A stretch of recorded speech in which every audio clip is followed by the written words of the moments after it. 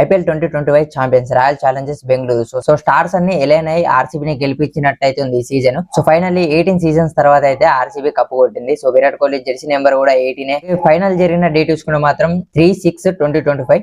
So ఇవన్నీ calculate చేసినా గానీ 18 నెంబర్ వస్తుంది మనకి. అలాగే విరాట్ కోహ్లీ సీజన్ లో 657 రన్స్ అయితే స్కోర్ చేసిండు. సో 6+5+7 క్యాల్కులేట్ చేసినా గానీ 18 నెంబర్ వస్తుంది. సో ఇవన్నీ మదర్ ఆఫ్ కోఇన్సిడెన్సెస్ గా చెప్పుకోవచ్చు ఆర్సీబీ విన్ అవ్వడానికి 18 సీజన్. అలాగే వాళ్ళ టీం కూడా చాలా బాగా పర్ఫార్మ్ చేసిందని చెప్పొచ్చు. సో టోటల్ గా 11 మ్యాచెస్ గెలిస్తే అందులో 9 different player of the matches ఉన్నారు. 9 అవే మ్యాచెస్ ఆడితే 9/9 మ్యాచెస్ గెలిచిళ్ళు, including play offs and finals తో కలిపి. ఆర్సీబీలో ఉన్న 10 బ్యాటర్స్ అయితే 50+ రన్స్ అయితే స్కోర్ చేసిళ్ళు. ఇది ఐపీఎల్ హిస్టరీలోనే ఫస్ట్ టైం. సో ఈ సీజన్ వాళ్ళ హార్డ్ వర్క్ కి లక్ కూడా తోడైంది. సో ఇండియా పాకిస్తాన్ వార్ వల్ల ఐపీఎల్ అనేది ఆగిపోవడం కూడా వాళ్ళకి చాలా హెల్ప్ అయింది. ఎందుకంటే ఆ వారకు ముందు వాళ్ళ captain Rajat Patidar, main bowler అయిన ఏజల్ కూడా అయితే ఇంజురీతో ఉన్నారు.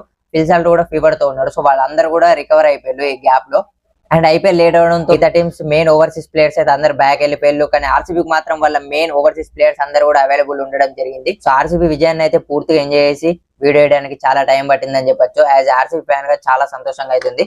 అండ్ ఇంత సంతోషంలో ఒక బ్యాడ్ ఇన్సిడెంట్ ఏంటిదంటే వాళ్ళు విక్టరీ పెరేడ్ అయితే పెట్టిళ్ళు, చిన్న స్వామిలో సెలబ్రేషన్ అయితే చేసుకున్నారు. సో అక్కడ స్టాంపేడ్ అయ్యి 11 మెంబర్స్ అయితే చనిపోయారు.